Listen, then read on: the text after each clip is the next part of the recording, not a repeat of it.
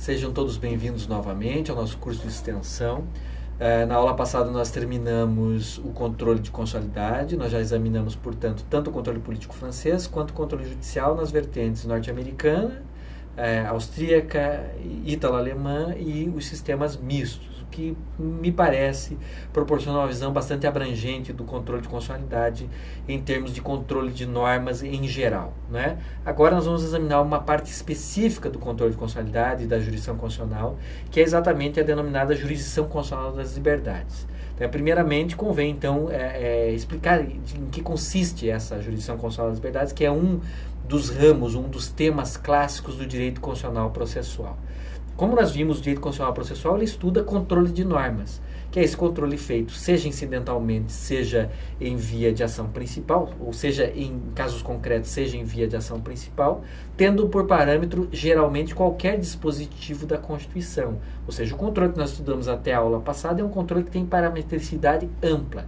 Significa dizer, qualquer dispositivo, qualquer norma constitucional violada, que possa ser reputada violada por uma lei ou ato normativo equiparado ou por outro ato do poder público, pode servir de parâmetro de constitucionalidade, portanto, né? E pode servir de fundamento para a declaração de constitucionalidade dos atos que os violam, né? Aqui, no âmbito da jurisdição constitucional das liberdades, nós vamos estudar um controle de constitucionalidade diferente porque tem uma parametricidade restrita. Significa, não é qualquer norma constitucional que serve de parâmetro para a realização do controle de constitucionalidade, mas são apenas aqueles preceitos constitucionais que estabelecem direitos e liberdades fundamentais. Ou seja, o objeto principal da jurisdição constitucional das liberdades é exatamente o que a gente chama normalmente de garantias fundamentais ou remédios fundamentais, que são normalmente ações de tutela de direitos fundamentais. Existem remédios e garantias fundamentais que não são ações, né, que são mecanismos extraprocessuais. Por exemplo, o direito de petição. É uma garantia fundamental, é um mecanismo de tutela de direitos fundamentais, mas que não tem natureza processual. Mas a maioria dos remédios, das garantias que visam tutelar e proteger direitos fundamentais são de natureza processual e é exatamente esses remédios ou essas garantias que constituem o objeto do estudo daquilo que nós denominamos aqui jurisdição constitucional das liberdades ou que alguns preferem chamar de jurisdição constitucional da liberdade, justamente em função de que se trata de tutela de direitos e liberdades fundamentais. Então, nós estudaremos aqui da perspectiva comparativa um conjunto de mecanismos processuais, ações constitucionais de tutela de direitos fundamentais, né? Basicamente, abrangem, né, a jurisdição constitucional das liberdades abrange diversos mecanismos que nós conhecemos. Os clássicos writs britânicos norte-americanos, writ of injunction, writ of mandamus, writ of habeas corpus, não é? Esses mecanismos são amplamente conhecidos, né, oriundos ou do direito britânico ou do direito constitucional norte-americano e foram recepcionados por vários sistemas. O nosso writ of habeas corpus, por exemplo, o nosso habeas corpus é fruto da recepção do writ of habeas corpus norte-americano por nossa primeira Constituição republicana e mesmo antes, né, a Constituição do Império já possuía o habeas corpus como uma garantia fundamental. Então nós temos aqui uma certa familiaridade com esses writs britânicos ou writs norte-americanos, né? Mas existem vários outros mecanismos de proteção processual, ações constitucionais de tutela de direitos fundamentais em outros sistemas que não são tão conhecidos entre nós e que são de estudo importante, de estudo valioso para compreender os modos pelos quais a jurisdição constitucional das liberdades é estruturada em diferentes sistemas jurídicos, em diferentes sistemas constitucionais. Então, eu destaco aqui alguns, além desses writs britânicos norte-americanos. A chamada reclamação de direito público suíça, a chamada reclamação constitucional austríaca e a chamada reclamação constitucional alemã, além da chamada ação de amparo latino-americana ou ibero-americana. São esses últimos institutos, nós não estudaremos aqui os writs britânicos norte-americanos, porque são mais conhecidos e ficaria demasiadamente extenso esse tópico, mas estudaremos ainda que brevemente a reclamação de direito público suíça e a reclamação constitucional austríaca e alemã, que são mecanismos de tutela de direitos fundamentais bastante interessantes, né? Tem alguns pontos de semelhança com nossos institutos de tutela de direitos fundamentais, mas tem diversos pontos de distinção, né? desses institutos para com os nossos institutos de proteção de direitos fundamentais. O mesmo vale para o amparo latino-americano ou ibero-americano, uma ação de tutela de direitos fundamentais muito abrangente, muito importante, que surge a partir do direito constitucional mexicano e que é difundida desde o direito constitucional mexicano para inúmeros outros sistemas constitucionais. No primeiro momento para vários sistemas constitucionais latino-americanos, depois para vários sistemas constitucionais europeus e até mesmo asiáticos e africanos. Esse é o Instituto de Direito Constitucional Latino-Americano, que conheceu um êxito muito grande em termos de difusão, de propagação para outros sistemas constitucionais.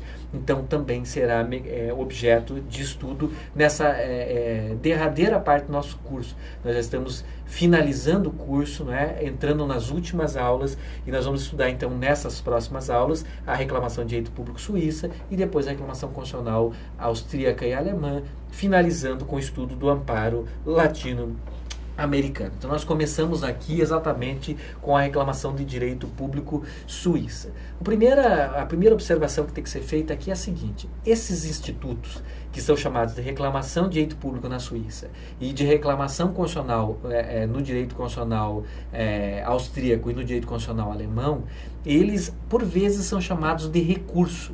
Às vezes nós encontramos autores que chamam a reclamação de direito público suíça de recurso de direito público, às vezes nós encontramos autores que chamam a reclamação constitucional austríaca ou a reclamação constitucional alemã de recurso constitucional austríaco ou recurso constitucional alemão.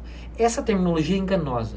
Nem a expressão recurso é adequada para se referir a esses institutos, nem a expressão, talvez, reclamação, que nós aqui adotamos, é adequada para se referir a esses institutos. Mas não existe um termo que seja perfeitamente adequado para a tradução. Então, nos pareceu menos inconveniente a expressão reclamação de direito público, e foi por isso que nós adotamos essa expressão aqui, e nos pareceu menos inconveniente a expressão reclamação constitucional, e foi por isso que nós adotamos essa expressão quando examinamos o direito constitucional austríaco e o direito constitucional alemão. Por que é que não se recomenda a expressão recurso? Porque não se trata de recurso no sentido técnico-processual. Não é um meio de impugnação de uma decisão judicial que pode acarretar a reforma dessa decisão judicial e que está condicionado àquele conjunto de pressupostos recursais, pressupostos da recorribilidade, como a sucumbência, por exemplo. Não se trata disso. É um mecanismo diferente. Se trata de uma ação constitucional originária que instaura uma nova jurisdição, um novo processo constitucional que tem, inclusive, por vezes, eficácia rescisória de uma decisão judicial transitada em julgado. Então, tecnicamente, não se trata de recurso. Por isso mesmo, nós seguimos aqui a posição de professores como o professor Leonardo Martins, que desaconselham o uso da expressão recurso constitucional e que recomendam ou substituem a expressão recurso constitucional ou recurso de direito público pela expressão reclamação de direito público ou reclamação constitucional. Aqui também nós temos que fazer um reparo. Essa expressão reclamação, ela também não é equivalente ao instituto que tem o mesmo nome no direito constitucional brasileiro, que é a reclamação constitucional prevista, criada jurisprudencialmente e depois prevista na nossa Constituição e em algumas leis anteriores à Constituição de 88, que é, na verdade, um mecanismo de tutela, seja da autoridade das decisões de determinados tribunais, principalmente dos tribunais superiores, seja da defesa das suas jurisdições ou das suas competências. Então, também aqui, reclamação constitucional ou reclamação de direito público não é o equivalente ao instituto chamado reclamação constitucional do direito brasileiro. A reclamação constitucional do direito brasileiro é um mecanismo de proteção da competência de determinado órgão jurisdicional ou da autoridade de suas decisões. A reclamação constitucional que nós vamos estudar, por exemplo, no direito austríaco ou no direito alemão, não é isso. É uma ação constitucional de tutela de direitos fundamentais. Então, nós usamos essa expressão com essa ressalva. Usamos porque é melhor do que a expressão equívoca recurso constitucional ou recurso de direito público, mas ela também tem que ser entendida como não sendo um sinônimo da nossa reclamação constitucional, tal como é concebida no direito brasileiro. Então, nós examinaremos primeiro a reclamação de direito público suíça e depois as reclamações de direito constitucional austríaca e alemã, como já dito. No que diz respeito à reclamação de direito público suíça, o nome dela é esse palavrão que vocês estão vendo na tela, Staatsrechtliche Beschwerde. né? Um nome enorme que significa, traduzindo literalmente, exatamente, reclamação de direito público. Beschwerde é reclamação ou queixa, né? Na linguagem jurídica alemã, né? E suíça, né? No alemão jurídico da Suíça também. Staatsrechtlich significa de direito público. Então, traduzindo literalmente, reclamação de direito público. Alguns traduzem por recurso de direito público. Né? O que é isso? Reclamação. Uma ação constitucional, uma queixa, um meio de um legitimado acionar a jurisdição da Corte Constitucional Austríaca, provocando a apreciação de legitimidade constitucional ou de validade constitucional de determinados atos que violam direitos fundamentais reconhecidos pelo sistema constitucional suíço. Basicamente é isso. É um mecanismo, então é uma ação.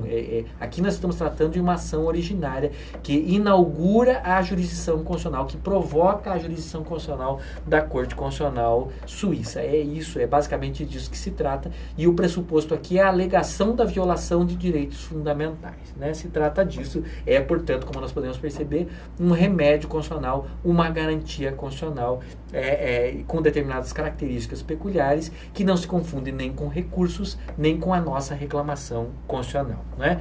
Existe aqui na história do direito suíço algumas propostas de adoção de institutos semelhantes a essa reclamação de direito público, que são feitas desde a primeira metade do século XIX, desde 1831. Houve aí ao longo do século XIX alguns institutos precursores. Por exemplo, sob a Constituição de 1848 se introduziu aqui um recurso político mediato. O que se quer dizer com recurso político mediato? Não era exatamente, não é um recurso, um meio de impugnação que se fazia não por órgãos judiciais, mas por órgãos políticos, né, e que poderia eventualmente acarretar a tutela do indivíduo que alegava ter seus direitos fundamentais violados. Né? Esse é um instituto que efetivamente era bastante limitado na sua configuração, mas historicamente é importante porque é um precursor da reclamação de direito público tal como a conhecemos no sistema constitucional suíço vigente. Esse instituto já surge aí com a Constituição Suíça de 1874, que vigorou até recentemente, que vigorou até 1999, quando foi aprovada a nova Constituição da Federação Suíça, que é a Constituição vigente, e que recepcionou esse instituto, ou seja, um instituto que surge sob a Constituição Suíça de 1874, mas que é mantido pela Constituição Suíça de 1999 e, portanto, é o mesmo instituto que nós temos hoje em vigor nesse sistema constitucional. O sistema constitucional suíço é muito peculiar, nós não temos tempo para estudá-lo em profundidade aqui, mas se trata de um sistema constitucional que efetivamente consagra um federalismo de tipo descentralizado, bastante peculiar. Vocês sabem que a Federação Suíça ela é composta por 26 cantões. Cantão é o nome de cada uma das unidades federadas desse Estado federal que é a Suíça, não é? Eles são dotados de ampla autonomia, tem uma esfera de competência muito larga, muito ampla, né? O direito constitucional suíço tem muitas peculiaridades, o sistema de governo suíço é bastante peculiar, existe, além da Assembleia Federal, que é o órgão legislativo federal, nós temos um órgão executivo federal diretorial, ou seja, não é unipessoal, é um conselho federal composto por 7 conselheiros, que dividem entre si o poder executivo, é um dos únicos casos contemporâneos de sistema de governo diretorial, ou seja, em que o executivo não é unipessoal, como num sistema presidencialista ou mesmo num sistema parlamentarista, mas o poder executivo é dividido entre diversos membros de um órgão colegiado, né?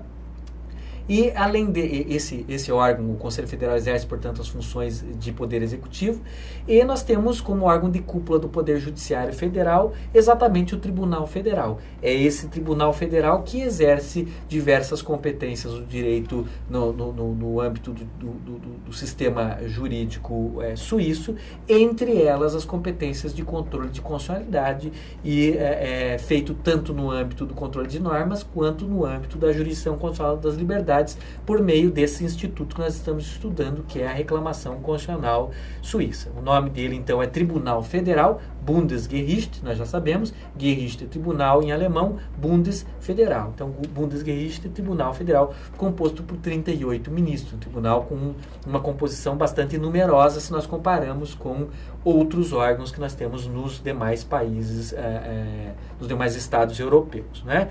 E existem algumas peculiaridades também no que diz respeito ao direito constitucional suíço. Uma delas é algo bastante peculiar, é que as leis federais não estão sujeitas a controle judicial de constitucionalidade. Apenas as leis estaduais, ou melhor dizendo, as leis cantonais aqui, são sujeitas a controle de constitucionalidade. Então, isso já ajuda a entender qual é o objeto da reclamação de direito público suíça. Apenas atos de império cantonais. O que significa atos de império cantonais? Significa que são atos não federais, são atos editados pelo cantão, e significa que são atos que não são atos de gestão, como, por exemplo, contratos administrativos, atos negociais dos cantões. São atos de império. São aqueles atos em que a administração não está de igual para igual para com o administrado, mas em que a administração está exercendo algum tipo de poder sobre o administrado. Um exemplo clássico é quando a administração atua com poder de polícia, seja poder de polícia sanitária, seja qualquer outra dimensão do poder de polícia, edilícia, não é? Quando há uma supremacia da administração sobre o administrado, aí surge principalmente a situação na qual pode haver algum tipo de abuso de poder ou de arbítrio por parte da autoridade e pode haver, portanto, a violação de direitos fundamentais.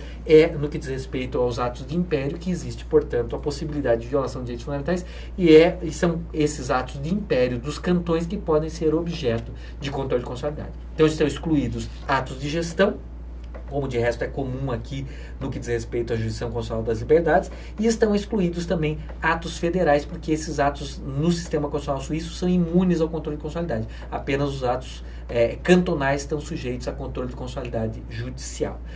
Então, nós temos essa peculiaridade. A abrangência aqui, então, é restrita aos atos cantonais, mas, de outro ponto de vista, é uma abrangência bastante ampla, porque abrange ou compreende atos administrativos, atos judiciais e atos legislativos, conforme está previsto no artigo 113, inciso 1º, item 3 da Constituição Federal Suíça vigente. Então, todos os atos de império cantonais, sejam eles atos administrativos ou executivos, sejam eles atos judiciais ou sejam mesmo eles atos legislativos, desde que se entenda ou se repute ou se alegue que esses atos violam direitos fundamentais previstos no direito constitucional suíço, esses atos podem ser objeto, né, de controle por essa ação constitucional chamada reclamação suíça, né? E o pressuposto do controle é exatamente a violação dos direitos constitucionais dos cidadãos, conforme estabelece o artigo 113, inciso 1º, número 3 da Constituição Suíça vigente. Então, basicamente, esse é o pressuposto. Como nós já vimos, no que diz respeito à jurisdição constitucional das liberdades, o pressuposto, a parametricidade é restrita. Tem que haver uma suposta violação de direitos fundamentais, ou seja, uma violação de normas que estabelecem direitos fundamentais, para que haja a possibilidade da deflagração do controle por esses mecanismos.